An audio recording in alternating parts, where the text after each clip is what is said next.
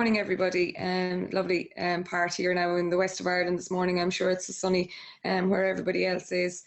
I suppose before I start talking about the smart villages and from an Irish perspective, and as Paul has said already, we're at a very early stage in our thought process, and so none of these are initial ideas and enough to get I suppose a conversation and discussions going and to get views from other member states. And nothing has yet been agreed and decided from our perspective. What I'd like to do just at the very start is to give a kind of a brief overview as to where our department is and where we sit in relation to rural development. I'm part of the Department of Rural and Community Development, and it is the newest government department in Ireland, having only been established following in July 2017. And it shows a real government commitment to rural and community development by giving it a full ministry in its own right. The mission statement for our own department is to promote rural and community development and to support vibrant, inclusive and sustainable communities throughout Ireland.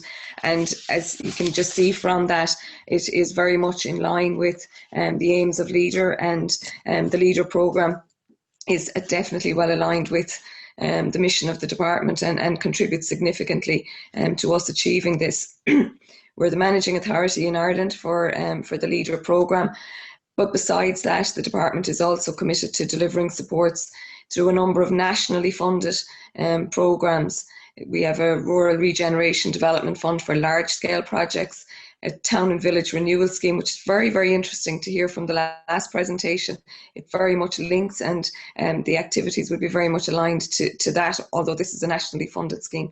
There's an outdoor recreation infrastructure scheme, a CLOR programme, which targets aid in very disadvantaged areas. And we also are the managers for the Social Inclusion Community Activation programme, and quite a number of other smaller schemes as well.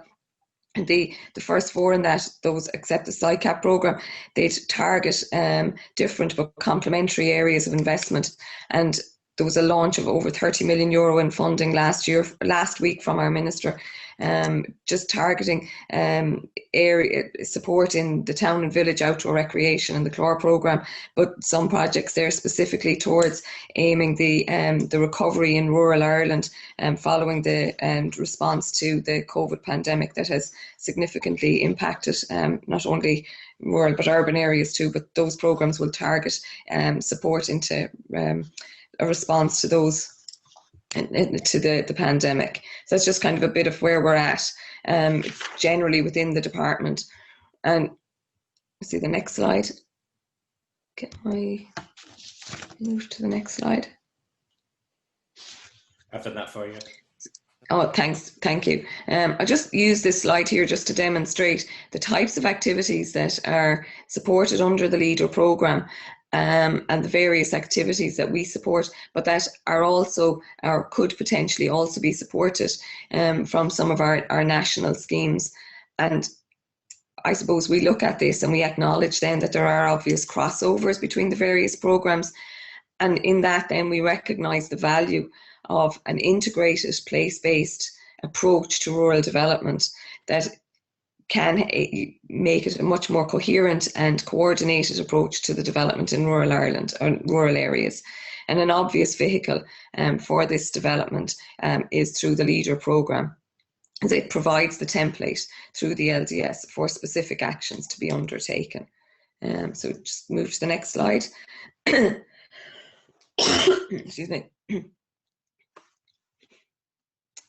So this, we're just looking towards the next programming period and the areas of focus. Obviously, LEADER will be programmed under Objective 8 and our interventions will be under Article 71 in the cooperation, along with our Article 68. So it will be aimed at growing jobs, the green agenda, supporting the bioeconomy, improving the basic services infrastructure, social inclusion, and then the smart village strategies.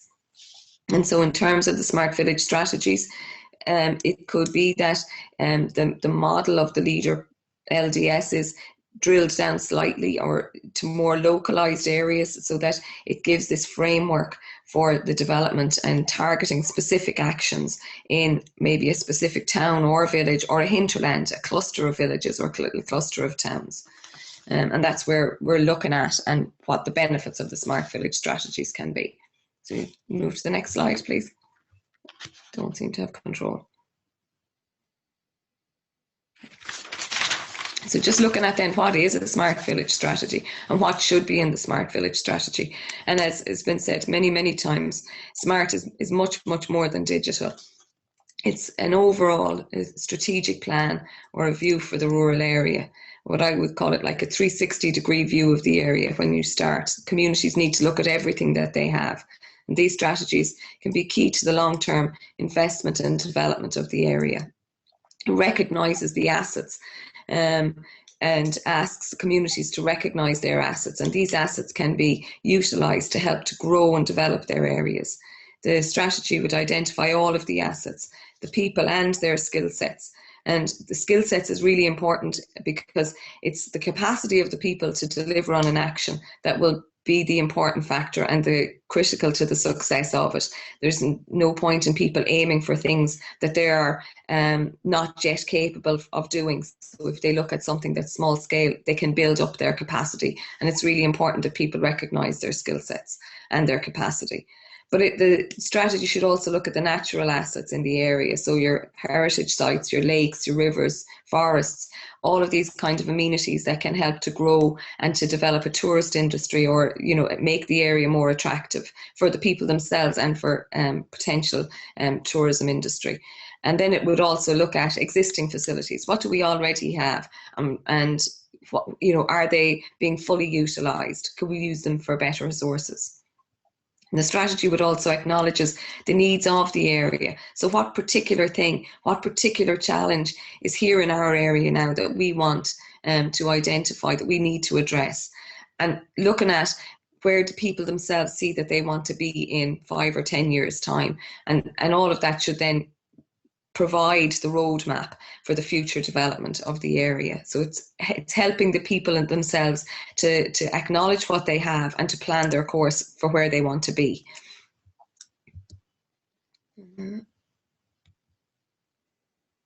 Okay, so how are these strategies then created or developed? So obviously critical it would be, and key, is the engagement of all of the stakeholders, all of the stakeholders in the area. Everyone has a chance to have their voice heard and their views reflected in the strategy. So your community organisations, your business community, the youth and senior citizens groups, and of course new arrivals in the area, just to make this a full community response to a particular need or a challenge. Organic, so it would emerge from the needs identified by the people themselves, and not from looking for what particular grant funding stream is available. So rather than just going for a particular funding stream because the funding is available, it may not actually address the needs that they have. So it's important that they look at the need and then look for the funding to address the need. It should then obviously be responsive to the needs identified. There should, particularly maybe at a national level, be broad overarching principles as to what the content of the strategy should be, but not prescriptive on the activities, so that these are coming from the people and the communities, a real bottom-up approach for it. But obviously then they have to be realistic to the capabilities of those people involved, so that people are not being ambitious beyond their capabilities, that they acknowledge what they're capable of achieving at the moment and then build to something that's bigger. And then as we'd see it, maybe there are obvious benefits from having these strategies and communities coming together. And so clearly it brings the community together to formulate an agreed pathway for the development and investment in their area. It makes them, as I say, think about what they have and what they need. It gives communities ownership of the development of their area. If they've come together to identify the need, they're going to be more inclined to stick with the course, to develop and to work on the action that will address the challenges that they face. it builds the communities then, and builds their capacity to face challenges. And we've seen very much the strength of communities and their ability to face challenges over the last couple of months in their community responses, a community call, and their responses to the challenge faced by the COVID pandemic. And so that's something that should be built on, builds the capacity of the community, and encourage them then to be able to face their challenges. They would start with small scale projects and then build to the larger, much more ambitious ones. And it focuses the community to identify what is actually needed to deal with the challenge that they're facing, and not to be chasing funding that's available simply because the funding is available. It builds stronger communities. Next slide. Okay, just some more benefits then. There is a greater coherence then to the rural development activities from a funding department and from funding agencies. It gives them an awareness of what are the proposed plans, and what are the activities that people are looking for funding for, which then can lead to a much more targeted funding streams being introduced. So you're looking at it being much more of a partnership and a cooperation between the communities and the funding departments.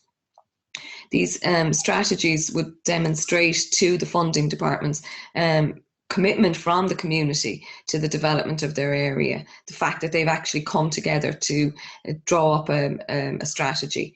And projects are much more likely to be delivered and maintained because the communities have bought into this whole process.